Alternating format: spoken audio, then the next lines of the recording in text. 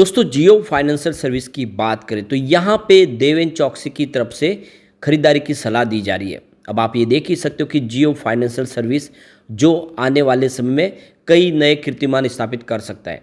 अब आप समझ सकते हो कि बिजनेस जो इसके है वो काफ़ी शानदार है, चाहे ब्रोकिंग का बिजनेस हो या इंश्योरेंस का बिजनेस हो या फिर म्यूचुअल फंड का बिजनेस हो। ये सारे बिजनेस है जो आने वाले समय ज़बरदस्त कमाल कर सकते हैं। अब यहाँ पे आने वाले इसमें क्या इसके टारगेट रह सकते हैं उसको भी समझने की कोशिश करेंगे। आने वाले इसमें लॉन्ग टर्म के टारगेट क्या होंगे, क्या इसलिए में अगर आप निवेश करते हो तो आपको एक मल्टीबैग रिटर्न मिल सकता है। क्योंकि काफ़ी लोग हैं जो ये सोचते हैं कि रिलायंस का शेयर होने की वजह से इसकी प्राइस नहीं बढ़ेगी, क्योंकि रिलायंस ने भी पिछले कुछ सालों में कोई खास शानदार प्रदर्शन नहीं किया। तो क्या वाकई इसके साथ भी ऐसा है, समझने की कोशिश करेंगे इस वीडियो के माध्यम से। लेकिन फ्रेंड उससे पहले अगर आप पहली बार हमारे चैनल पे आए तो चैनल को सब्सक्राइब कर दीजिए, एक बेल आइकॉन दबा दीजिए ताकि जब भी नया वीडियो बने पहला नोटिफिकेशन आपको मिले। वीडियो पसंद आए तो लाइक से जरूर कीजिए। चलो फ्रेंड्स वीडियो स्टार्ट करते हैं। मैं हूँ आपका दोस्त SP दवे और हमारे अपने चैनल ऑनलाइन कमाई में आपका बहुत बहुत स्वागत है। तो सबसे पहले बाज़ार की बात करें तो आज बाज़ार ने देख लो कि एक्सपायरी की वजह से बहुत ज़बरदस्त रोलर कोस्टर का काम किया है। सुबह शुरुआत लगभग 300 पॉइंट की तेज़ी के साथ हुई, लेकिन देख सकते हो दोपहर होते होते 300 साढ़े 300 पॉइंट की गिरावट हो गई, यानी भारी भरकम गिरावट में चपेट में आ गया बाजार। लेकिन जो रिकवरी हुई है वो बहुत ही शानदार रही है। क्लोजिंग देख सकते हो कि लगभग 676 पॉइंट पर हुई है, 0.93% की शानदार तेज़ी के साथ 73,663 पर। तो कहाँ पर भी तो 300 पॉइंट की गिरावट थी और जो रिकवरी के बाद जो तेज़ी बनी वो 600 पॉइंट की, तो काफ़ी शानदार, यानी कह सकते निचले लेवल से 900 पॉइंट की तेज़ी देखने को मिली है कम से कम आज हमारे दिन में, और काफ़ी अच्छा प्रदर्शन किया है। अब यहाँ पे निफ्टी फाइनेंशियल सर्विस में और भी ज़बरदस्त तेज़ी थी। 21,416 के स्तर पे 230 पॉइंट की तेज़ी थी, यानी 1.09% अपर क्लोजिंग दिया है निफ्टी फाइनेंशियल सर्विस ने। लेकिन बड़ी तेज़ी के बावजूद भी जो सबसे बड़ी प्रॉब्लम है कि आज जियो फाइनेंशियल सर्विस में कोई खास तेज़ी देखने को नहीं मिली। वैसे तेज़ी जो बनी उसके बाद में ऊपर के लेवल से दबाव आ गया। तो स्टॉक की शुरुआत तो पॉजिटिव हुई 356 पर, क्लोजिंग थी कल की 353 के आसपास। इंट्राडे में 359 का हाई भी बन गया, लेकिन जो लो है वो 352 का है। तो बाजार में गिरावट की वजह से स्टॉक ये भी नीचे आया, फिर ज़्यादा रिकवर नहीं हो पाया। क्लोजिंग 355 के आसपास ही रही, जहाँ पे 0.32% की मामूली तेज़ी थी। तो क्लोजिंग ग्रीन में ज़रूर है लेकिन बड़ी तेज़ी बन नहीं पाई। अब यहाँ पे देखो कि इसका वॉल्यूम लगातार कम हो रहा है। पिछले एक महीने पहले इसका 3 करोड़ का वॉल्यूम था, 1 करोड़ की डिलीवरी उठाएगी। 1 वीक पहले 2 करोड़ का वॉल्यूम हुआ, 1 करोड़ की डिलीवरी उठाएगी। कल 2 करोड़ का वॉल्यूम हुआ था, मात्र 80 लाख का डिलीवरी बेस काम था। आज 1 करोड़ का ही वॉल्यूम हुआ। इसका मतलब यह है कि बड़े फंड हाउस इस समय वेट एंड वॉच करें, न तो यहाँ पे बिकवाली हो रही है उनकी तरफ से, न फ्रेश खरीदारी की जा रही है, एक ट्रिगर का इंतजार हो रहा है। अब यहाँ पे जो बड़ी गुड न्यूज़ निकल के आ रही है, देख दो कि देवेन चौकसी की तरफ से कुछ स्टॉक में खरीदारी की सलाह बन रही है, जिसमें जियो फाइनेंशियल सर्विस है, बजाज फाइनेंस, बजाज फिनसर्व और कोटक बैंक। तो यहाँ पे देखो कि MD है DR चौकसी के, देवेन चौकसी, उनकी तरफ से कहा गया है कि यहाँ पे कुछ ऐसे स्टॉक है जो मार्केट के करेक्शन की वजह से काफ़ी अट्रैक्टिव हो गए और इसके लिए एक अपॉर्चुनिटी दिखाई दे रही है इनमें खरीदारी की। तो यहाँ पे उनका जो पिक के लिए जो उन्होंने कहा है उसमें आप देखो तो जियो फाइनेंशियल सर्विस सबसे ऊपर है, उसके बाद Bajaj finance limited, Bajaj Finserv और कोटक महिंद्रा बैंक। ये स्टॉक है जो बहुत ज़्यादा करेक्ट भी हो चुके हैं और काफ़ी अच्छे लग रहे हैं, अट्रैक्टिव प्राइस पे आ गए। इनमें निवेश के बारे में सोचा जा सकता है। तो यहाँ पे देवेन चौकसी का कहना है कि इस समय हमें कुछ सिलेक्टिव स्टॉक के ऊपर हम अपना फोकस करें, जो क्वालिटी स्टॉक है और लग रहा है कि वो बहुत मजबूत है, फंडामेंटली स्ट्रॉन्ग है और आने वाले इसमें एक अच्छा प्रदर्शन कर सकते हैं। टेक्निकल सेटअप भी उनके काफ़ी अच्छे लग रहे हैं, तो ऐसे स्टॉक हम इस समय पिक कर रहे हैं। तो देवेन चौकसी का कहना है कि हमें अच्छे क्वालिटी स्टॉक में निचले लेवल पे मौका मिले तो उसमें खरीदारी करनी चाहिए। तो ये जो करेक्शन आया बाज़ार में उसमें हमें एक अब बड़ा मौका मिला है, ऐसे में हम इन स्टॉक में इन्वेस्टमेंट कर सकते हैं। साथ में देवेन चौकसी का कहना है कि आने वाले कुछ सालों के लिए अदानी इंटरप्राइजेस भी काफ़ी अच्छा लगा, उसको पोर्टफोलियो में ऐड किया जा सकता है।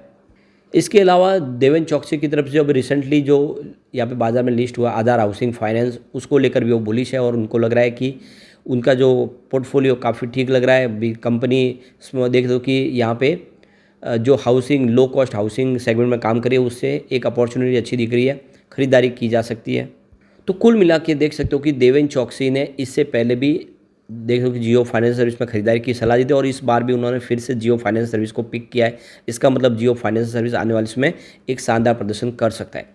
अब यहाँ के इसके शेयर होल्डिंग पैटर्न को अगर हम समझें तो देख सकते हो कि प्रमोटर की होल्डिंग मार्च में अनचेंज रही है 47.12% के आसपास, जिसमें बदलाव नहीं हुआ, लेकिन इससे पहले इन्होंने प्रमोटर ने अपनी होल्डिंग बढ़ाई है। आप देखें तो यह रिलायंस से डीमर्जर होने के बाद उन्होंने अपनी स्टेक को बढ़ाया है।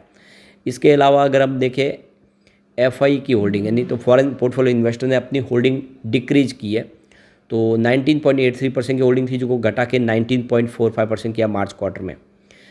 जो यहाँ पे एफआई की जो संख्या थी वो भी कम हुई है। तो देख लो कि पहले 1051 के आसपास थे एफआई और एफपीआई, जो अब 1002 के आसपास रह गए। लेकिन ये अच्छी बात है कि कम से कम 1000 से ऊपर एफआई इन्वेस्टर इसमें निवेश करें, यही इसके लिए बहुत बड़ी बात हो जाती है। यानी जो फॉरेन पोर्टफोलियो इन्वेस्टर उनको काफ़ी ज़्यादा भरोसा है स्टॉक के ऊपर।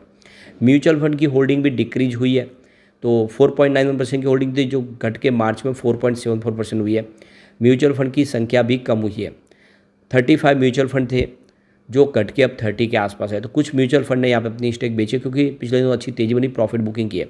इंस्टीट्यूशनल इन्वेस्टर ने भी अपनी होल्डिंग डिक्रीज की है, तो देख लो कि 32.99% की होल्डिंग थी जिसको घटा के 32.12% के आसपास लाए। तो क्लियरली आप समझ सकते हो कि यहाँ पे एफआईडीआई और म्यूचुअल फंड ने अपना इन्वेस्टमेंट बेचा है और प्रॉफिट बुकिंग कर ली है। अब ये रिजल्ट के बाद अगर हम देखें तो मार्च का रिजल्ट बहुत ही शानदार था, उसके बाद में एक अच्छी तेज़ी की हम कल्पना कर सकते हैं। सबसे पहले अगर हम बात करें कंपनी के यहाँ पे खर्च की, तो खर्च इस बार बढ़ रहा है, तो देख सकते हो कि उसके बाद भी प्रॉफिट काफ़ी रहा है।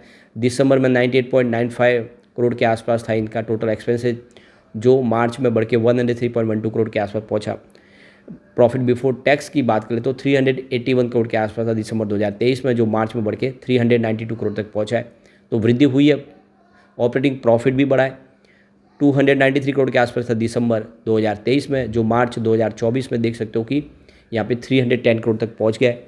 इसके अलावा नेट प्रॉफिट की बात कर ले तो 293 करोड़ के आसपास था दिसंबर 2023 में, जो मार्च में 310 करोड़ तक पहुँच गया है। ईपीएस भी वृद्धि हुई है, 0.46 रुपीज़ के आसपास था दिसंबर में, जो 0.49 रुपीज़ के आसपास है। तो ओवरऑल देखें तो काफ़ी अच्छा प्रदर्शन किया है। यहाँ पे कुछ आज डील भी हुई है, भले ही स्टॉक में तेजी नहीं बनी हो, लेकिन कुछ बड़े फंड हाउस ने अच्छी खरीदारी की है। तो सुबह 9:49 पर 355 की प्राइस से 1,01,000 शेयरों की एक बड़ी खरीदारी हुई। उसके बाद 10:52 पर 355 की प्राइस से 1,09,000 शेयरों की खरीदारी और हुई। उसके बाद 3:07 पर 355 की प्राइस से 1,13,000 शेयरों की एक बड़ी खरीदारी और हुई। तो आप देख सकते हो क्लियरली कि इस गिरावट का फ़ायदा उठा के निवेश किया है और काफ़ी अच्छा बड़े फंड हाउस का निवेश हो रहा है। अब इसके टारगेट देखें तो यहाँ पे जो प्रिडिक्ट किए जा रहे हैं 2025 के लिए जो फर्स्ट टारगेट है वो 430 के आसपास है, सेकेंड टारगेट 500 रुपये का, यानी 2025 में आराम से स्टॉक 500 तक जा सकता है। यहाँ पे अगर हम बात करें 2027 की, तो फर्स्ट टारगेट यहाँ पे 810 का है और सेकंड टारगेट 840 का है, यानी 2027 तक ये स्टॉक आराम से 840 तक जा सकता है। अब 2030 की बात करें तो फर्स्ट टारगेट 1325 के आसपास का है, सेकंड टारगेट 1410 का है, यानी 2030 तक अगर आप इसको इन्वेस्टमेंट करके रखते हैं स्टॉक को तो कम से कम 1400 तक स्टॉक जा सकता है। तो बिल्कुल लॉन्ग टर्म इन्वेस्टर का अच्छा मौका है, खरीदारी आपको करनी चाहिए। ये स्टॉक आने वाले समय शानदार रिटर्न दे सकता है। एक बार पिवट लेवल को भी चेक कर लेते हैं, तो यहाँ से अगर गिरावट होती है तो 330 का पहला सपोर्ट है, ये टूटा तो 312 तक स्टॉक जाएगा। गिरावट और बढ़ी तो 288 तक जाने की संभावना है। पॉजिटिव माहौल बना तो 372 का फर्स्ट रेजिस्टेंस है, इसको पार करते ही स्टॉक 396 तक जाता हुआ दिखाई देगा। तेजी आगे जारी रही तो 414 हो सकता है, यानी 400 को पार कर सकता है। अगर एक बार 400 को क्रॉस कर लिया तो फिर 500 इसके लिए दूर नहीं है। तो काफ़ी अच्छा मौका है, खरीदारी करनी चाहिए। बिजनेस काफ़ी शानदार है, लेकिन फ्रेंड कोई भी इन्वेस्टमेंट करने से पहले अपने फाइनेंशियल एडवाइजर से बड़े ले लें या अपना खुद का रिसर्च करें, क्योंकि मैंने वीडियो आपके एजुकेशनल पर्पज़ के लिए ही बनाया। वीडियो पसंद आए तो लाइक से जरूर कीजिए और चैनल को सब्सक्राइब कर दीजिए। Thank you friends.